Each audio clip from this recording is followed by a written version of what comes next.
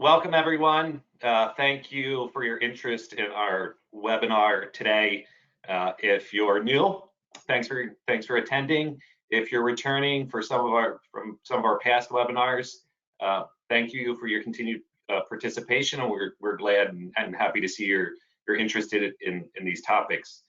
If you're not familiar with Lancaster Farmland Trust, we're a private nonprofit organization established in the late 80s to preserve and conserve farmland across Lancaster County. To date, we have preserved 513 farms, over 30,600 acres across the county, with a lot more work yet to do. Today's topic is titled Preserving Farmland in 2020, LFT's Goals and Outlooks. So we started this year with an objective and a goal of preserving 20 farms by the end of the year. To date, we have preserved 2 farms, which means we have 18 more yet to go. And we wanted to provide you the opportunity with a little bit of behind the scenes of some of the projects that we're currently working on. So today, we're going to take a look at 5 farms that we currently have in process. Obviously, our staff is working remotely. So at the present time, it's a lot of the due diligence work that we do, reviewing title searches, securing subordination agreements, beginning to draft baseline documentation reports, those sort of elements to really position these projects that when we come out of this and we can start having face-to-face interactions with our farmers, that we can go to settlement. Our goal is to have 2 of these 5 farms preserved by the end of June. We have commitments with those landowners. The other 3 we anticipate will be completed by the end of August. Some of the funds for these farms for preserving them have been raised. We do have a gap that we are trying to fill. We're fortunate that this year we have a challenge grant from the Lancaster County Commissioners. That challenge grant will provide $250,000 as a match. We need to raise an equal amount for that match, and that's really where we rely on you, our supporters in the community, to help us out. So we have some work yet to do to really get these farms in a position. You'll be hearing some future communications about efforts there to try and secure those dollars. But today it's really to focus on the specifics of these individual projects and to provide you some background and some of the storyline of the individual farm families. Certainly the current crisis has demonstrated the importance of agriculture and the importance of local agriculture. As we're starting to hear of processing facilities that are having to shut down, the disruptions that may cause in the food chain, I think it really exemplifies the importance of our small local family farms that we have here in Lancaster County. And I think it further emphasizes the importance of permanently preserving those farms, really with the goal that hopefully within our lifetimes we never go through another pandemic, but it's inevitable, it will happen at some point. And we need to ensure these farms are here so that they can provide the food that we need for our families. So I would encourage you to go out, visit a local farm market, support them the best that you can. The preservation of these farms, for the families is critically important. We see families utilizing the proceeds that they receive from preserving their farms to help diversify their operations, which a lot more farmers are looking at, especially in the dairy industry. The dairy industry has struggled over the last number of years, as well as we know over the next 20 to 25 years, there's going to be substantial transfer of wealth in the county, and a lot of that is going to be land. And preserving the farm can put a family in a good position to transfer that to the next generation. And especially now in difficult economic times, the preservation can help sustain them to be able to weather the current environment. So with that, our presenters today are Jeb Musser, our Director of Land Protection, and Katie Yoder, who is our Land Protection Coordinator. They're daily working with our farmers on the preservation of their land, as well as regarding the stewardship elements of their land. So in a minute, I'll pass it over to them, but just a few housekeeping items before we get into the presentation. If you have a question, feel free to type it in the chat or the question panel at any time. We're going to hold all questions until the end, and then we will unmute everyone and we'll have an opportunity for questions. But certainly feel free to type your questions in the panel throughout the presentation. You can find the full recording of this webinar on our YouTube page. There will be a link that will be sent out after the presentation. You can also find the recordings of our other webinars that we've hosted on that YouTube page as well. And with that, I will pass it over to Jeb and Katie to get us started. All right, thanks, Jeff. So as Jeff mentioned, so our goal today is to highlight how we're continuing farmland preservation efforts in 2020. So I'm briefly, our plan for today is I'm briefly going to cover with one slide just what we've accomplished so far as farms preserved in 2020. Then we're going to highlight those 5 upcoming preservation projects that Jeff mentioned. And then we're going to brief cover, what's beyond those 5, recognizing that we're going to hopefully preserve much more than that this year. And then a Q&A period at the end. See if there are any questions that pop up as we go along. So thus far in 2020, as Jeff mentioned, we've preserved 2 farms, collectively 65 acres. That has our total number at 513 farms, 31,131 acres preserved across the county. Those 2 farms were located in Upper Laycock Township, which if you can see on the map there, where I have the orange circle, the trust has done pretty significant work in that area. For those of you that maybe don't work with municipal names all the time, that's kind of the Leola, Intercourse, Gordonville area of Lancaster County. Lots of Amish-owned farms out in that area. It's been where we've done a significant amount of work over the years. So just added 2 more farms to that block of farmland we have out there. That land, the landowner actually, it was one landowner who owned 2 separate farms adjacent to one another. They were interested in fully donating those easements, so that's a win-win for everybody. The trust we don't have to invest as much resources into because we're not purchasing the easement, but we're still preserving 2 farms, and the landowner is able to make that donation. So within that area now there were 28 preserved farms and over 1,300 acres within a 2-mile radius. Just a picture of the farms here. So kind of in the front of the photo there, that set of buildings, that's a 42-ish acre farm. Can't necessarily see all the fields. They're kind of to the right of the photo there. And then in the background, where you see most of just that brown field, the cut cornfield back there, that's about a 23 acre property. That's just bare land, bare land property right now. And interestingly enough, and importantly, the farm kind of to the left of the photo there, that set of buildings, that farm actually was just preserved by the trust at the end of 2019. So within the last few months, we've added a nice chunk of land to this area. So what are the next farms coming up for us here? So the first one that will likely close sometime in June is the Glick Farm. So this is a 77-acre farm down in Drumore Township, so kind of the Quarryville area, southern end of Lancaster County. It's an old order Amish dairy farm.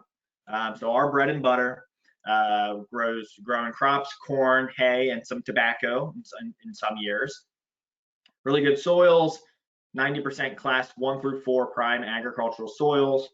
Over 75% of the property is cropland and pasture land, and this farm has over 1,800 feet of stream frontage. So a pretty typical farm for us and a really important one to preserve. Kind of want to give some context for all of these farms we're going to cover today on the surrounding area around these farms. So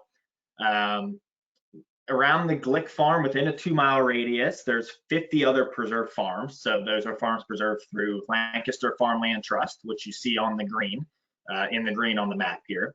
The brown are farms preserved through the Lancaster County Ag Preserve Board. And then there are some other interesting properties down in this area. The lavender-ish color there, those are Lancaster County Conservancy properties. So there's a lot of protected land down in this area of the county. There is some development pressure in this area, obviously not as much as in some other areas of the county, but there is a what they call a village growth area. So kind of an area around a small village, maybe where there's a couple roads meeting together, where there's been some development over the years. That does present some development pressure to this property. So not directly adjacent to it, but within a 1 mile radius. And by preserving this farm, we'll be adding onto a contiguous block of preserved land that will, at the time this farm preserved, then contain 1,260 acres of preserved farmland that's adjacent to other preserved farmland, which is really important to create those contiguous blocks. We don't want a farm just preserved necessarily in a completely surrounded by development. And the cost of preserving, so this is how we calculated this, Katie and I, was how much is the trust going to be paying to acquire this easement on this property? And then we also built in some transaction costs that come along with preserving the farm. So we occasionally will have to get a survey of the property.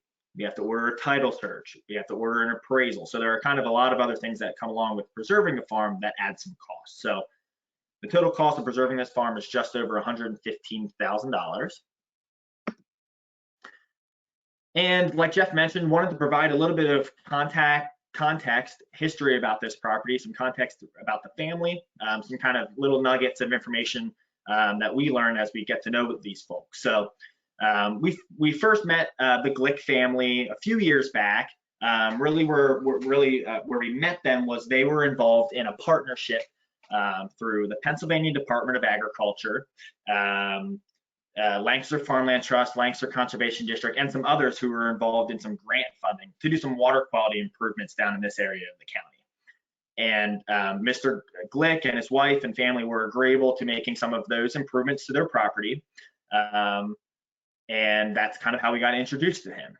At some point in time, the conversation came up about preservation. But years ago, the conversations with Mr. Glick were, well, yeah, I would like to preserve sometime, but I gotta get out of this barn. And we were like, and I remember being, what are you talking about? Here, Mr. Glick and his wife, they acquired the property in 2014. Very young couple, have a couple of very young children. Acquired it from a family member, and they made it a goal. So we want to update all of these buildings on this property. These buildings are in kind of shambles, so they demolished the house, and for I think longer than maybe Mrs. Glick had hoped, they were actually living out of the barn. So Mr. Glick made a comment to me that, you know, we need to get this house built first, and then maybe we'll circle back around to preservation. So that was kind of just an interesting conversation I had with them. I remember him chuckling about that a little bit, that, you know, his wife didn't want him to get involved in too many things before she had a house for the baby and the family. So anyway, after they made all the improvements to these buildings, they got their house up and going, then they really started transitioning into making some of these other improvements to their property related to water quality, related to making sure it's protected in perpetuity. So they've continued to work through the Pennsylvania Department of Agriculture grant and with Lancaster Farmland Trust to make some improvements to the stream corridor on their property. They're going to be making adding some stream bank fencing, adding some crossings, dedicated crossings for their livestock, so they don't have to be standing in the stream. And actually, through a separate program through Lancaster Farmland Trust, kind of a sub program of our preservation program, which we internally call Preserve and Conserve.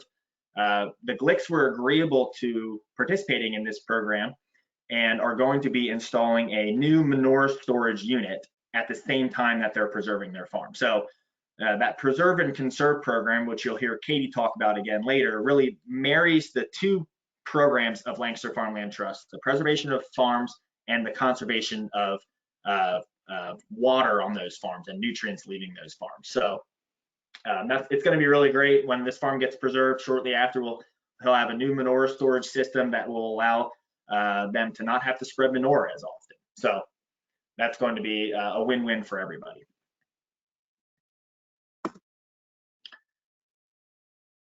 The second farm here is the King Farm. So this is a 50-acre property up in Elizabeth Township. And for those of you who maybe are unfamiliar with kind of, again, that municipal lingo in Lancaster County, Elizabeth Township and this farm are kind of just northeast of Lidditz. So up in that area. Again, another bread and butter farm for us, an old order Amish dairy farm, similar crops. One kind of unique thing about this property is the family, kind of separate from their farm operation, they host some in-house dinners for small groups. They bring small tourist groups, maybe a family at a time, something like that. They'll bring them into the house and they'll cook dinner for them. And obviously the family's paying for that kind of service, but it's a way for the community to learn more about their culture and their community and really kind of enjoy that fellowship together. So I thought that was a unique aspect about this farm. We don't see that every day on our farm, on all of our farms.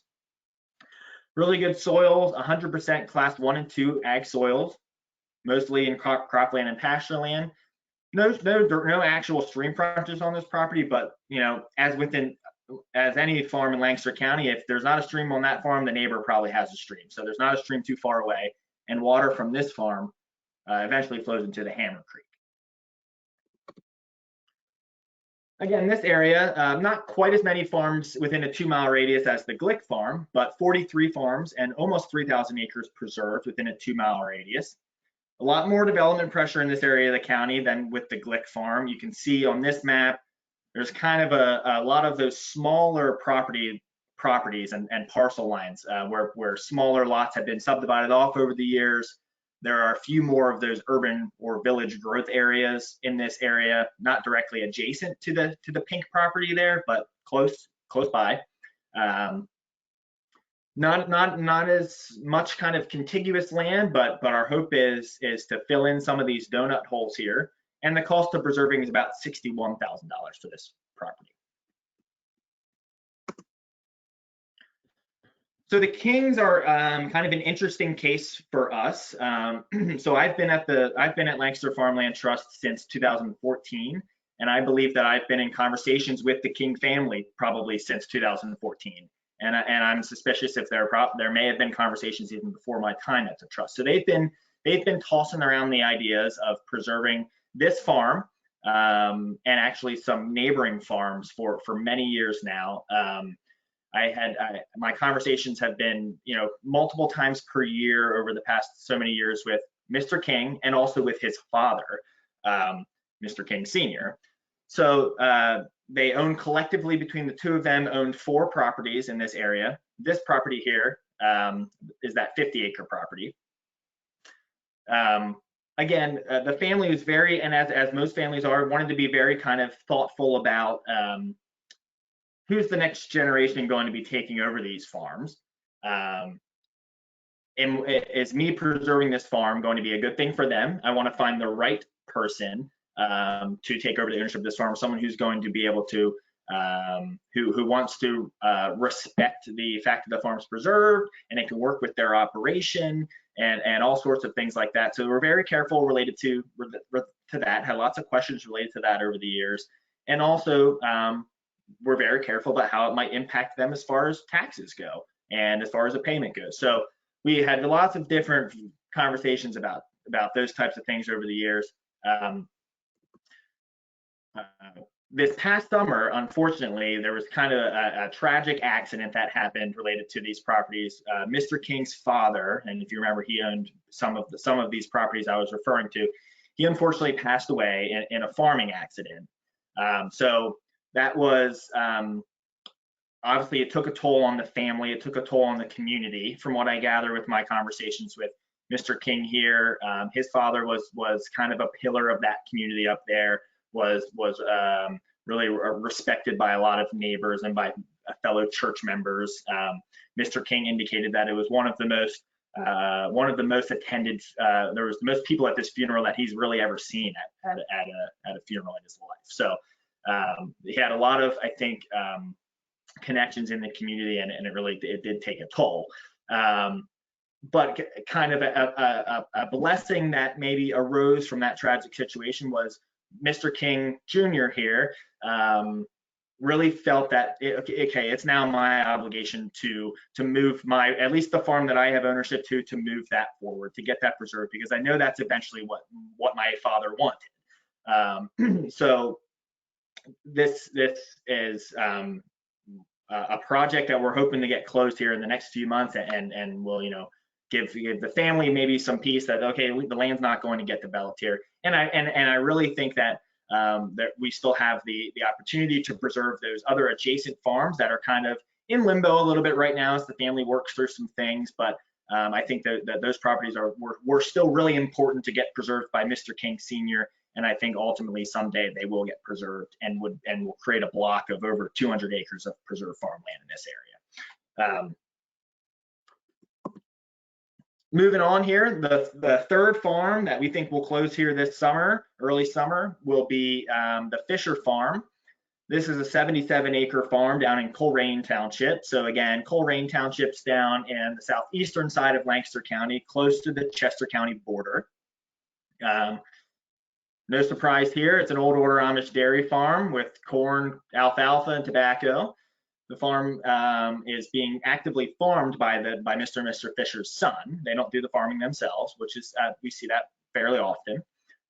Really good soils, mostly cropland, pasture land, kind of, you see the trend here. The farm does have a significant amount of stream frontage, almost 2,300 feet of stream frontage here, mostly back in the wooded area, which that's an important feature about this property. Is there are streams on farms, but a lot of times they're maybe out in the middle of pasture land and don't have a whole lot of shelter by trees and things like that. So the Fishers have done a good job at keeping these streams surrounded by trees and keeping that riparian buffer around them to help protect the health of the stream. So as I said, Coleraine Township's kind of a unique area in Lancaster County. If you've ever driven down through there, it's a beautiful area, but it's a mixture of a lot of things. A mixture of working farmland. There's also some very kind of large horse properties out in these areas, and there's a mix of wooded land as well. So they actually, some landowners down in this area of the county actually still participate in kind of old style fox hunts. And it wouldn't be that rare for you to be walking around one of these properties and all of a sudden you see 50 dogs coming through because they're having a fox hunt. So it's very interesting. It's one of my favorite areas of Lancaster County, an important area to protect. 45 farms, almost 2,300 acres preserved within a 2-mile radius of this farm. You can see there is a village growth area, so some development pressure just kind of a mile-ish southwest of the farm. And it's adding on to a contiguous block of Lancaster Farmland Trust preserve properties, Ag Preserve Board properties, and there are also some Brandywine Conservancy properties down in this area. Cost of preserving is about $87,000. The Fisher family, they have been around and patient for many years now. So they originally came to us actually through an existing relationship that they had with a board member. Their families were friends and had known each other kind of completely separate from Lancaster Farmland Trust and from farmland preservation. And that board member actually, through conversations said, you should reach out to Lancaster Farmland Trust if and see what they have to offer, see if it's something you can identify with. So we met with the family back in 2015, and it seemed like a fit right from the beginning. The Fishers were eager to be approved to be preserved then, and they were approved by our board in spring of 2015, and then they were placed on our waiting list. So our waiting list consists now of 50 farms, and farms get, the list kind of changes over the years based off of funding cycles, based off of interest from landowners. We've had a lot of interest over the past 5 years, and just through a combination of things, this farm has not been able to be preserved in those 5 years. So there's a sense of urgency really growing with this farm and with all of these farms really, in that we want to be respectful of our landowners' commitment and of their time, and recognizing that the longer farms sit on our waiting list, there's more potential that they may never get preserved. Landowners have to make decisions that are best for their families, and best for the future of the farm, and we try our best to honor that commitment. So we're really pleased to say that we've been able to identify, as Jeff mentioned, almost all of the funding. We have a little bit left over that we need to bridge that gap, but we have been able to identify enough of the funding that we're confident we'll be able to close on this project this year, which is really great, really exciting for the landowners, for our board member who was family friends with the landowners. And again, this is really important because through conversations with Mr. and Mrs. Fisher, they're getting to the age where it's time for them to transfer the ownership of this property to the next generation. And frankly, they're going to do that. They really want to see the farm preserved, but I think ultimately they would have transferred the ownership regardless. And then if a farm transfers ownership, there's not necessarily any guarantee that the next landowner is going to preserve the farm if it's not already preserved. So again, we're really happy we're going to be able to move forward on this project. The Fishers are an extremely nice and friendly family. I've really enjoyed working with them, and I think it'll be a great project to finish up here early this summer. So those are the first 3 farms.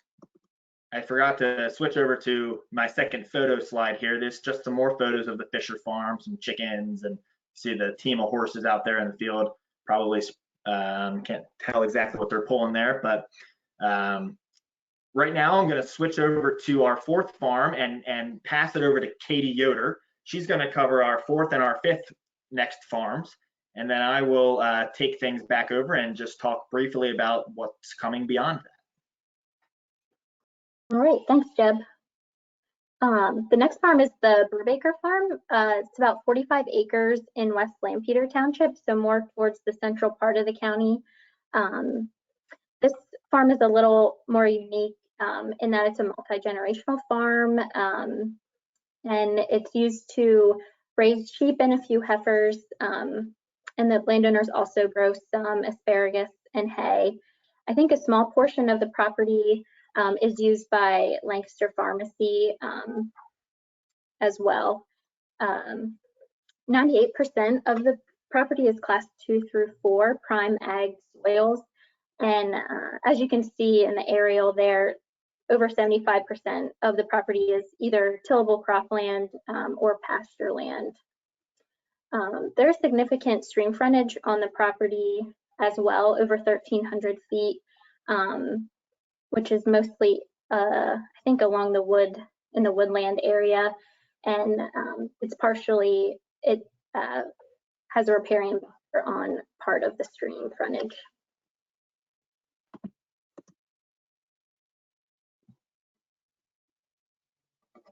And then taking a look here at the surrounding view map, within a 2-mile radius of this property is 20 farms and just shy of 1,100 acres of preserved farmland.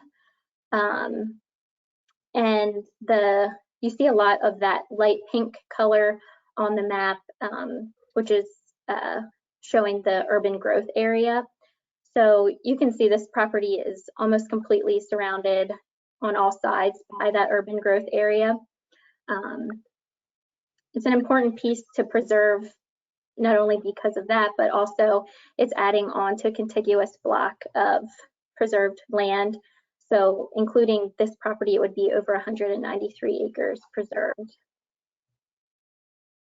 Another important piece to this would be the trust feels that it would open up a lot of opportunity to preserve additional land in the immediate area. And it's also a joint easement acquisition project with the Lancaster County Ag Preserve Board.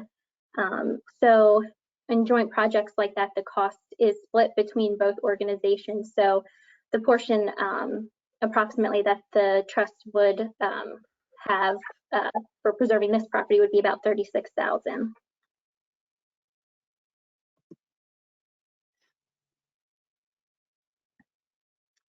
And then just some information about the Brubakers and how we built a relationship with that family.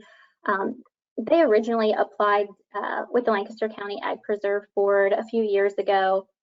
And due to the criteria used by the state and county program, the farm didn't qualify to meet the funding threshold to be preserved by the county for a few years in a row.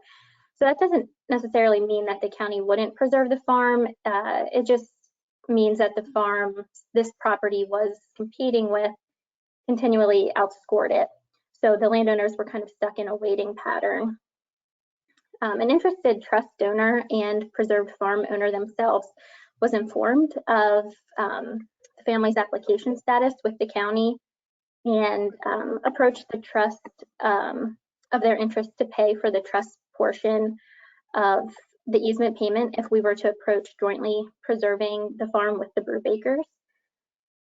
So the trust staff and APB staff met with the landowners who were thankfully very interested in preserving the property through a joint transaction. And just a little background info about joint projects. The trust actually has about 40 farms that are preserved jointly with the APB. This farm is also unique in its operation. So Jeb touched on this a little bit earlier. Majority of our farms are like a typical 60-acre Amish dairy operation, where this is a little different. So the uniqueness of the operation really emphasizes the importance of diversity in agriculture, and that it's sometimes necessary to support farm families. And the Brubakers also have a really strong background knowledge of programs similar to what the trust and the county program offer. One of the family members spent his career working as a nutrient management specialist for USDA's NRCS. So because of that, he has a really great understanding of soil health and conservation practices to minimize pollutants leaving the farm. And another family member works in the banking world and has that experience of working with farmers directly for their ag lending needs.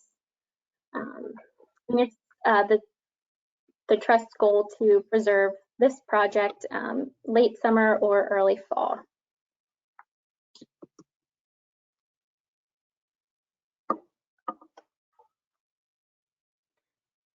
And then this is the last farm I think we're talking about today, the King Farm, which is in Paradise Township. It's an old order Amish dairy operation. They grow corn, hay, and tobacco. And a younger farmer recently took over just the farming aspect of the property. 100% of the farm is class 2 through 4 prime ag soil, so really good soils in this area. And again, as you can see on the aerial map, over 75% of the property is either tillable cropland or pasture land. Just shy of 1,000 feet of stream frontage on the property, with plans to install a riparian buffer in the future.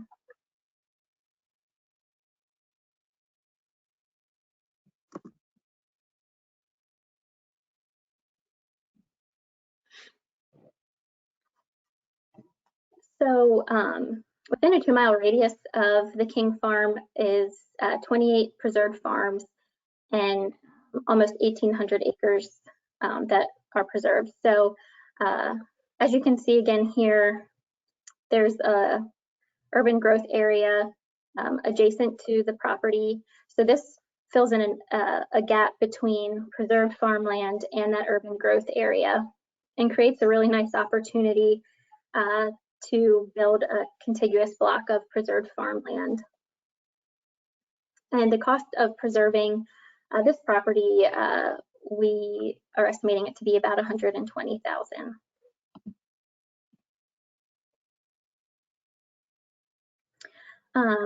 The Kings have also been on our waiting list for a little while, about 4 years. Mr. King gave up farming a few years ago and now works off the farm. But his son, who's in his early 20s, took over the farming operation. But before Mr. and Mrs. King are really ready to transfer ownership, it's their goal to preserve the farm. And like Jeb had talked about a little earlier, the preserve and Conserve program through the trust. The Kings are kind of working through that program as well. So in addition to preservation, both the landowners and their son who's farming are committed to making some significant water quality improvements to the farm. So through the Preserve and Conserve program, we're working with the farmer to install some barnyard runoff controls, a new manure storage unit, and address some heavily degraded animal heavy use areas. So like walkways and things like that, and then also updating their conservation plan. And then on top of that, through some separate funding, the landowner and their son is working to install some stream bank fencing and planting trees along the stream. So all of these efforts are really going to greatly reduce the amount of nitrogen, phosphorus, and sediment leaving the farm and entering the local waterways. And another interesting note is the King Farm is going to be one of the first farms that will be preserved utilizing our new template easement document. So this document will put landowners in a better position to ensure the conservation values on their properties are protected in perpetuity. So if anyone is interested in getting some more information about what our new template easement looks like, feel free to contact the trust staff and we'd be happy to discuss that and go over that with you. And then this property is also a goal of ours to preserve late summer or early fall. Thanks, Katie. We have a little bit of extra time here, so I'm just going to kind of expand a little bit on what Katie and I were referring to when we talked about this Preserve and Conserve program. So you saw two of the farms that we spoke about today. We talked about this kind of the marriage of preserving farms and at the same time on those same farms installing those water quality improvements. So this was an idea that our staff had a few years ago, and we pitched this idea to the National Fish and Wildlife Foundation, who has a lot of funding dedicated to water quality work in the Chesapeake Bay watershed. And we really said, you know, as we're preserving these farms, we are gaining the trust of these landowners. We're getting to know them. We're getting to know their operations. We think it presents a really good opportunity to work with them on other things besides preserving their farms. And we pitched the idea to NIFWF that if we can get 5 farmers to agree to install conservation practices, we will immediately they will jump to the top of our waiting list. I mentioned that waiting list we had. We'll be able to preserve them sooner, and we'll be getting lots of pollutant reductions coming from these farms. NIFWF was interested in the project, funded it, and they're willing to pay for those water quality improvements while the trust paid for the preservation of the farms. So it's been really great. We've had great success with it. By the end of this year, all of those projects will be wrapped up. Not only the preservation of them, but also the installation of water quality improvements. Those water quality improvements kind of run the gamut for each operation and what's best for that. It includes those manure storage units, so allowing farmers to store their manure for, if you're with us last week, we talked about this a little bit, store their manure for longer so they don't have to spread it as much. Getting the cattle out of the streams, planting trees along the streams, improving those animal heavy use areas where where animals are really kind of tearing up the land a little bit and it's causing runoff to leave the property. And then coming up with having farmers get a conservation plan, which is really, it prescribes practices for an operation that minimize the amount of pollutants that leave a farm. And it's something a farmer can follow year to year to really get the most out of their land and make sure that the least amount of pollutants are leaving their land. So it's been really great for us. Farmers are excited about it. And we think it's really great to not only put these water quality improvements in, but then also permanently preserve the farm and make sure that not only is the farm not getting developed, but it's a greater chance that these water quality improvements will stay intact too. So obviously we're not just going to preserve these 5 farms and then kick our feet up and twiddle our thumbs until 2021. Our goal, like Jeff mentioned, is 20 farms. We're budgeted for 20 farms for 2020. We hope we can get there and beyond. There's a few things that play into that. Obviously, how are COVID restrictions going to play into that? They shift the timing a little bit. We're hopeful once we get out of it, we'll get right back on track as far as face-to-face meetings go. And inevitably, regardless of anything else that's going on, each year it seems there's a couple of landowners that come in at the 11th hour in the fall and decide, hey, I really want to preserve my farm, but I'm going to be selling it soon, and I'm interested in donating an easement.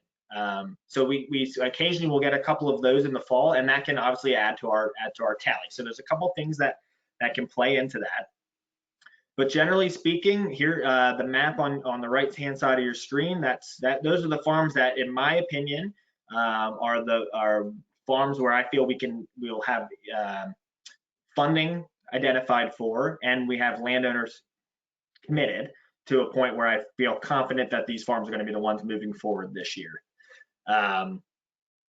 We don't have formal commitments in paper for per se contracts signed with these landowners, but through kind of the prospecting process, they're approved by our board, and they've indicated they're interested to move forward. It's just a matter of finding the funding for them and getting them done. So if you counted the stars on the page, you only see 17 stars. So there's the 2 farms you already preserved on here, so that's 19.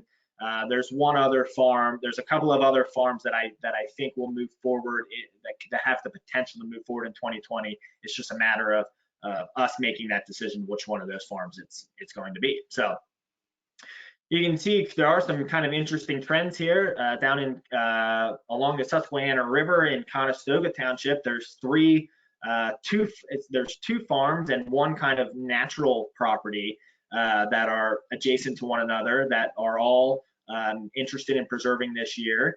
2 of them are going to be joint projects with the Ag Preserve Board. One's just a Lancaster Farmland Trust project, but it's going to create a nice block of land down there.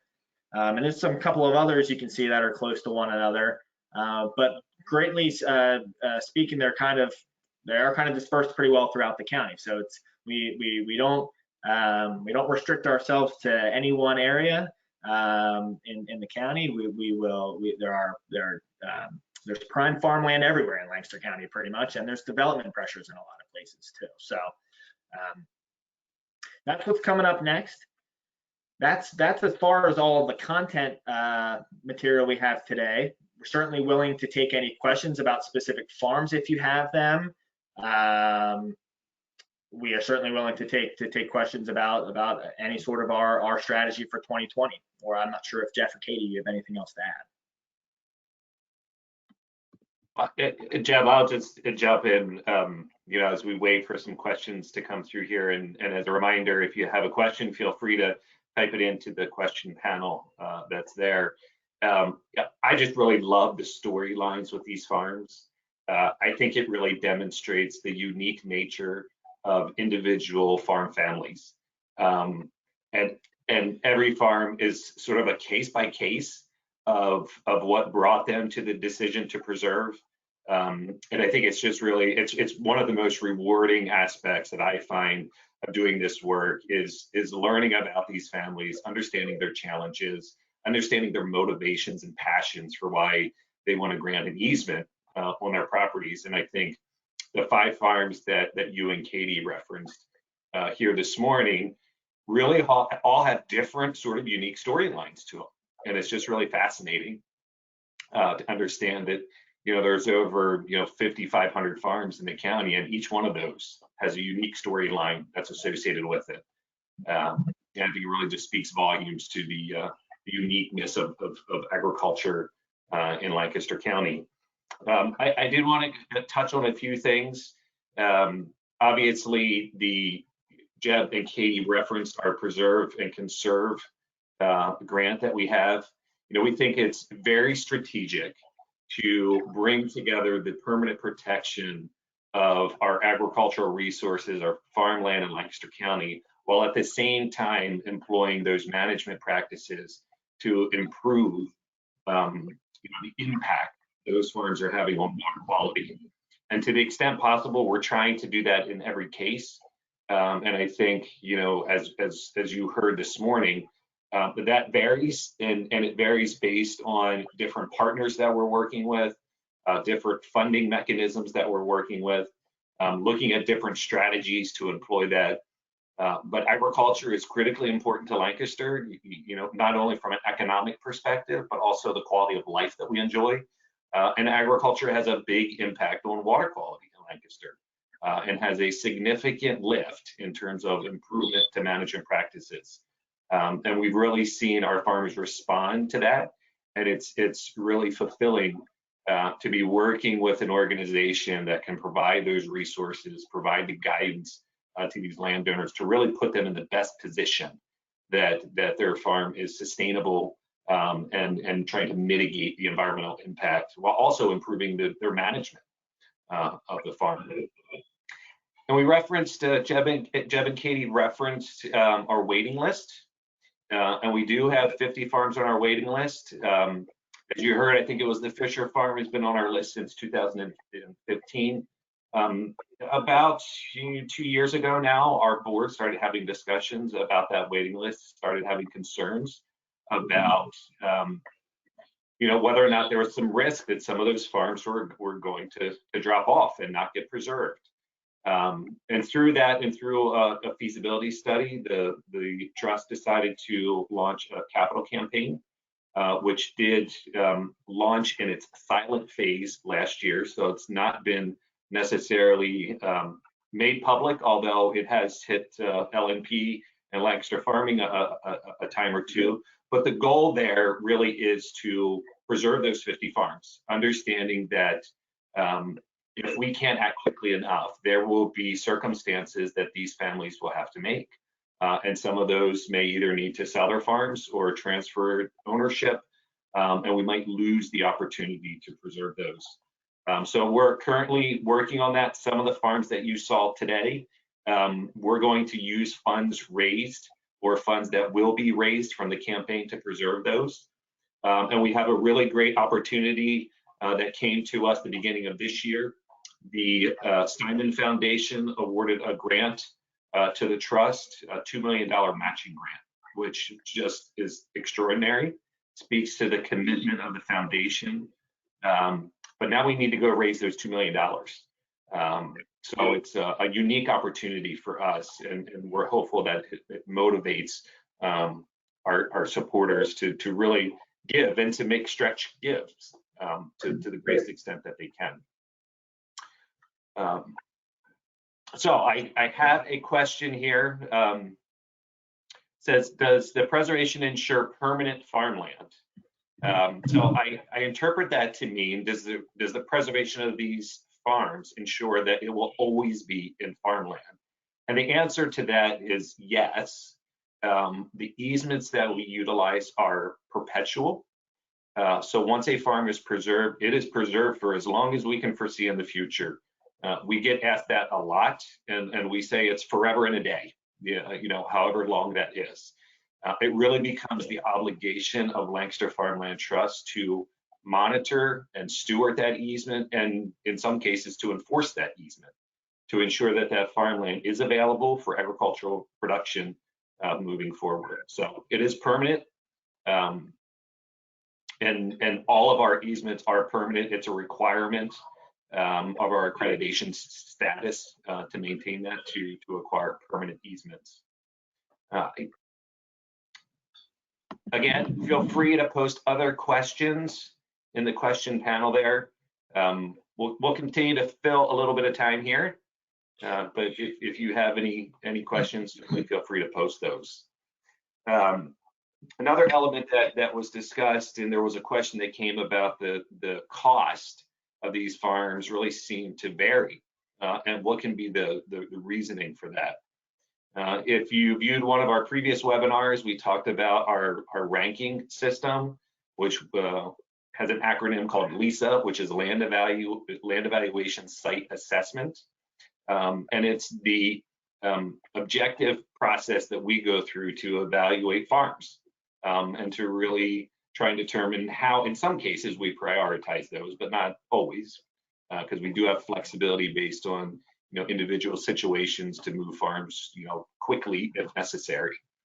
But it does provide guidance to our board in terms of if we're making a payment to a landowner, what's a fair payment in comparison to other farms that we're evaluating. So some of that is what's driving the per acre price.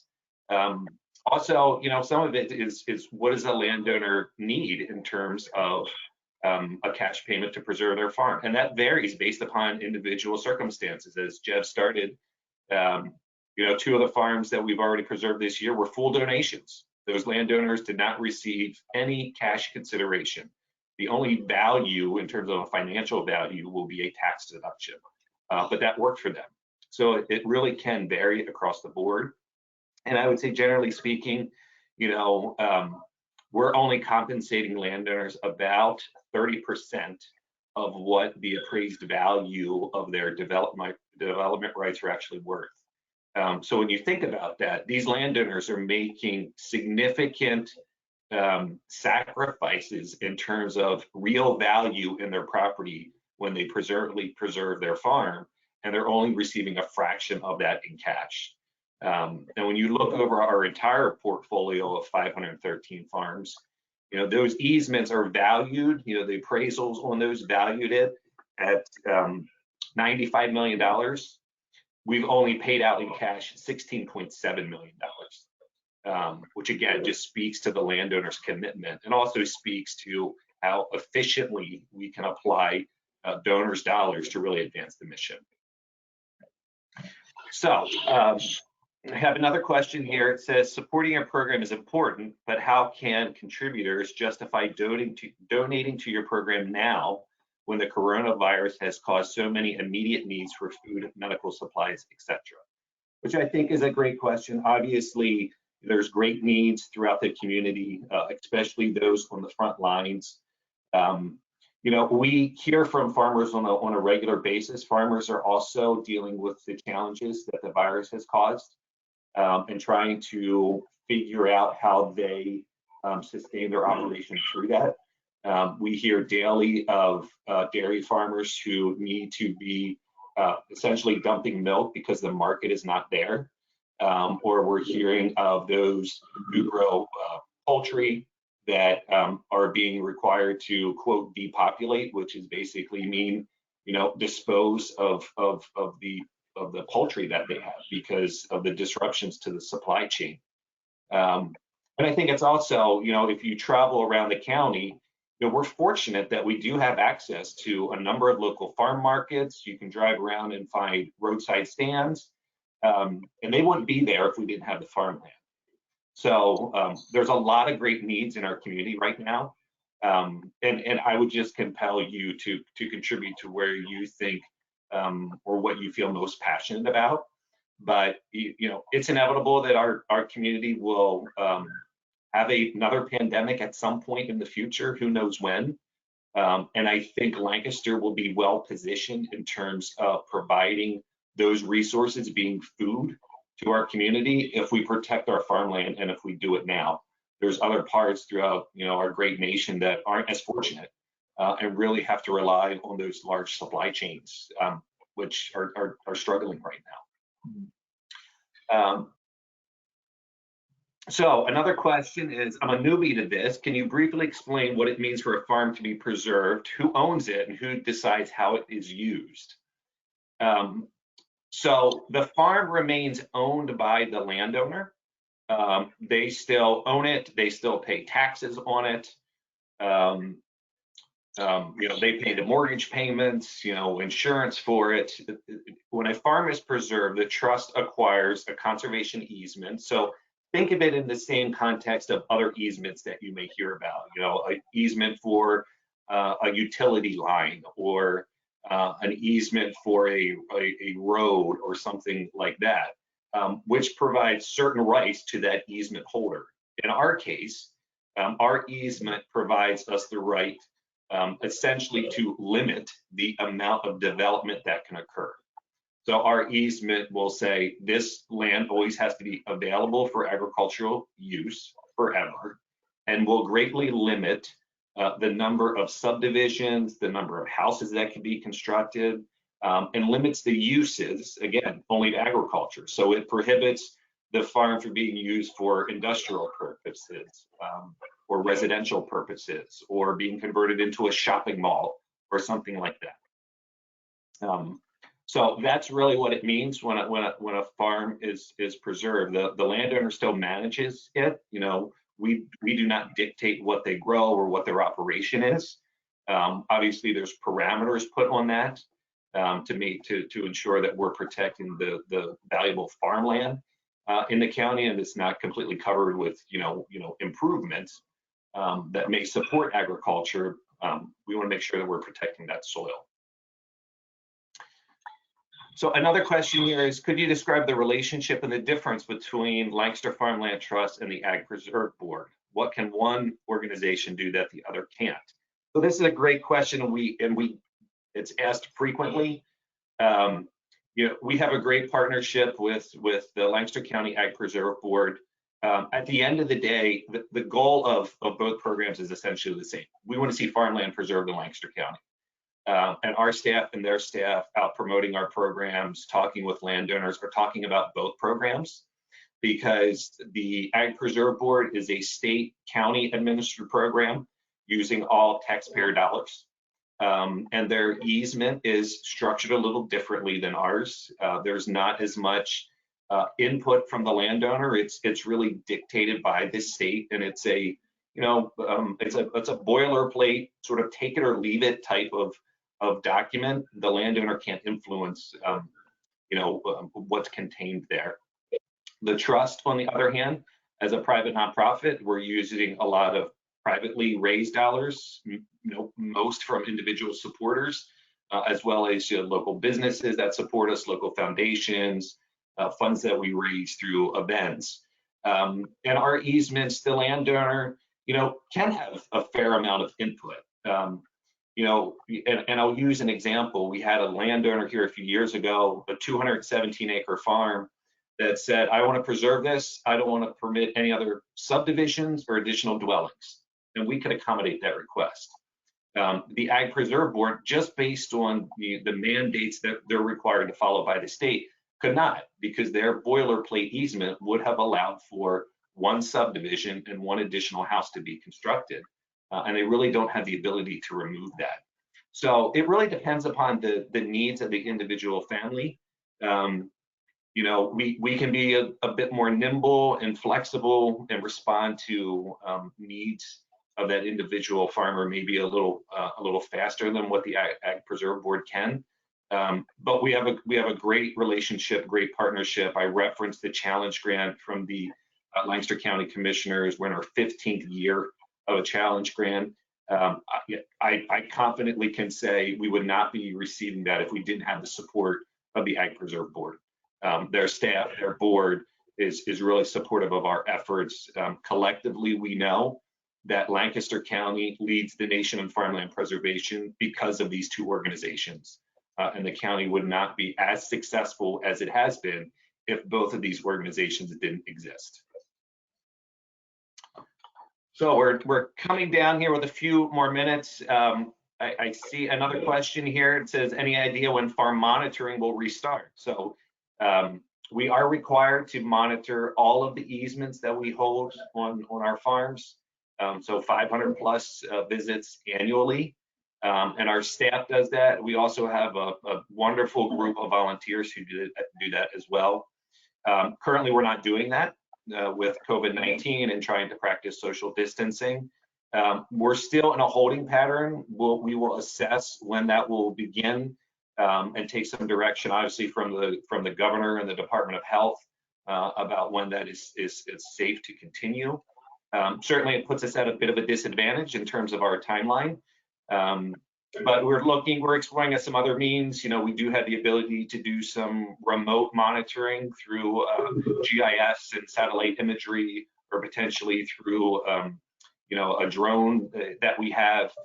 So there's potentially some options there to help mitigate that, but we're going to be cautious. We want to make sure that our farming community is kept safe.